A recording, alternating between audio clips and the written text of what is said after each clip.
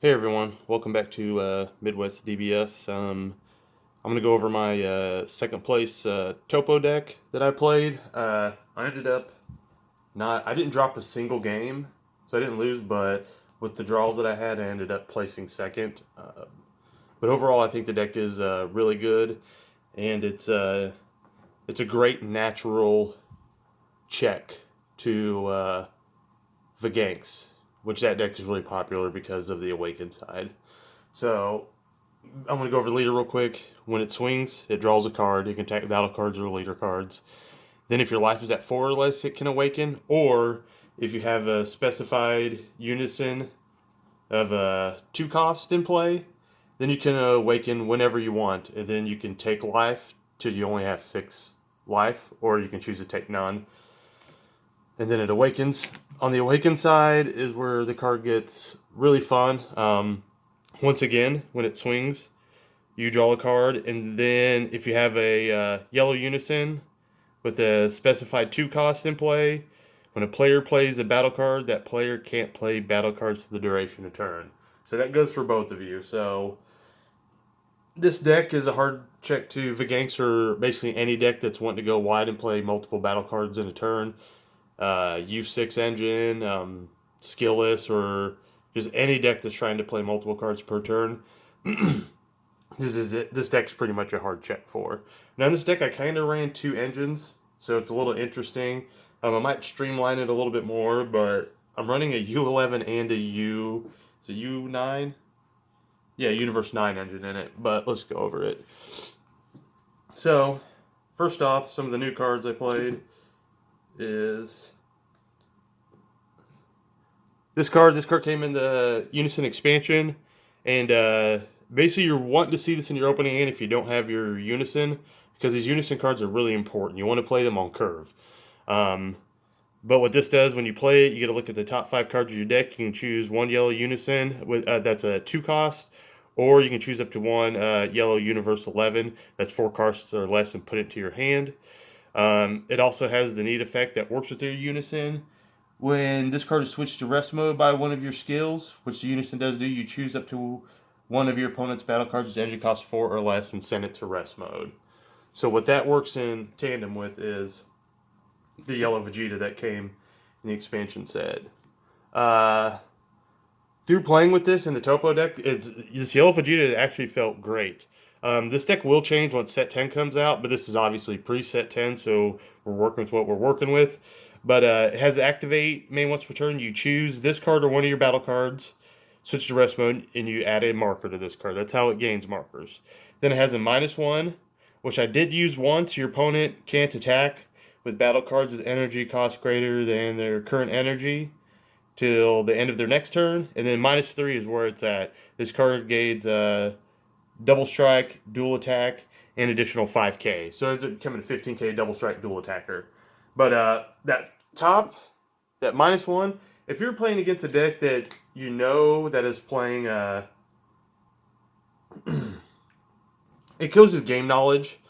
Like there's one turn, there's a couple times that I used it, but I -1 because we were getting ready to go to time, and then he was on his last turn, and the only way he could beat me was seeing his SCR, the blue-green Vegeta.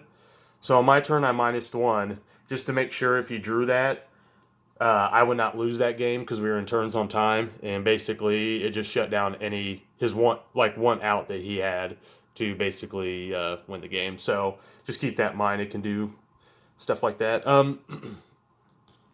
Also, and that's part of our U11 package, just because that card searches it, even though it's a Unison card. The other card we run is Belmod, the Self-Indulgent. It's a counter play and a counter attack. So, when you counter play it, the card being played is played in rest mode, and counter attack it, and it choose up to one of your opponent's battle cards and negate its skills for the duration of turn. That's the counter attack part. And then permanent, if you have this guy in play, it only costs 2. I never had an issue getting this guy into play. I think I pretty much played him on curve almost every single game. Maybe just one game I didn't. But definitely you want to mow hard for this or this in your opening hand. So you want to make sure on turn 2 you're playing out that Vegeta. That's your turn 2 play, and you always want to have that play. Our Universe 9 package. We play 2 Universe 9 Assemble. Basically, it's activate main or battle. It draws 2 cards. If all your opponent's energy are tapped, you can go find a Universe 9 with 2 costs or less and put it directly into play. Some targets for that would be Basil. Basil, if your opponent has 5 things in rest mode, then this card, you can activate main, gets dual attack, a plus 15k, and that goes until the start of your next main phase. So on your opponent's turn, he still gets the buff. Also, when he comes into play, he draws a card, and you only have 1 copy of him in play at a time. Next, still going with some tapping down. So this card, it comes out for 2. I play 4 of. When your opponent's cards attacks, you pick one of their energy and send it to rest mode. So it can just mess with... it can keep them from extending plays as they want to, because basically what you're going to do when they attack, you get tap down energy, so they're not going to be able to utilize as much energy as they thought they would. And it's 15k. Last of the Universe 9 package is Bergamo. This card, as you can see, we're switching cards to rest mode so far as you've seen, and then I have more cards that switch things to rest mode.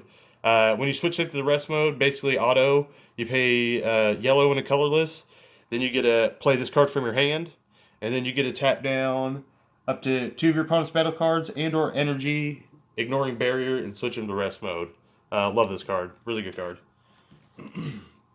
Next, which this card might be cut. I never did what I wanted to do. It always died, but that's fine. It's Bardock. Basically, it costs 2 to get out. You activate once per turn. When one of your opponent's cards are switched to rest mode by one of your skills, draw a card. Another thing that's switching to rest mode, we played 4 Bardock the Great Ape. Basically, it comes into play. Its combo costs 2. At the end of combo step, it comes into play. You draw a card and switches one of your opponent's battle cards to rest mode. Next is 3 Ape Son Goku. Ape Son Goku is just there. It's generically good. Once it's in your drop, you can pay 2 and draw 2 cards. Card is, I play 3 right now. Card is really expensive, but it will be getting a lot cheaper really soon, thanks to the event pack. So make sure if your shop is having store championships in August, that's when you'll be able to get the event packs of these. So do get them, because they will be going down. We played 2 Shield the Cruel. It was basically a free 25k double strike, because if your opponent has 5 energy, it's when if you have 5 or more energy, and this isn't in your battlefield, when you switch one of your opponent's cards to rest mode by a skill, activate the skill and play this card from your hand. So usually using your super combo to play this from your hand, because you can only play 1 battle card per turn, so keep that in mind. So if you're trying to Bardock and tap something, or Bergamo tap something, then you just can't play that, because our SCR in the main deck, which we actually have our SCR on the sideboard. You know me, I'm playing this card. Basically, if you stall the game out to 6 energy and your opponent's at 2 life, and you play this, or even if they're at 3 life and you swing with this and they take it and then you play this, they're not going to win. This card just lights out. We play 1 Battering Laser, also known as Cooler now. It's counter, so when you're swinging in and you have the energy open, you can make sure if they try to negate it, you can make sure they can't negate. Then it also has another little thing.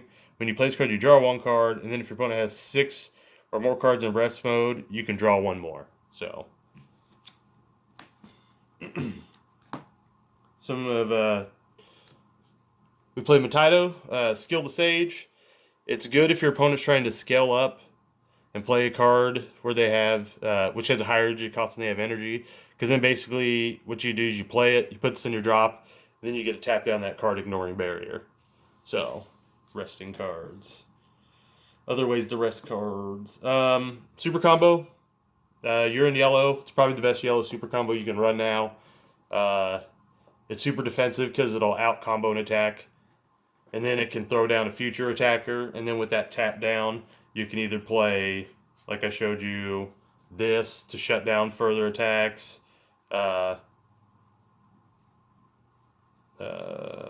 This can come out to play for free, or in conjunction if you combo with this.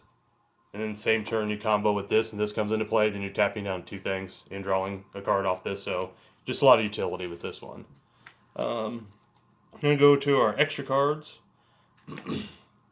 Negates, 2-time magic. It's free negate. Sometimes you tap out, so you just want access to a negate when you're tapped out. 3 Nimbus. Nimbus is... It goes back and forth between what's the best yellow negate right now, either this or this. So I play a 3-2 split. We play 2 Giant Ball, which is a counterplay. It doesn't hit stuff with barrier, but it's still good. It comes in, you get to rest one of your opponent's cards, so going more with rest mode to trigger some effects you can do when you throw a card in rest mode. And it replaces itself, it draws a card. So then we play 2 Remote Serious Bomb. Just in case they do get a couple attackers out, Remote Serious Bomb can force them to kill one of them, and it's okay in this deck. It might change. I did board it out several times, so this card might change.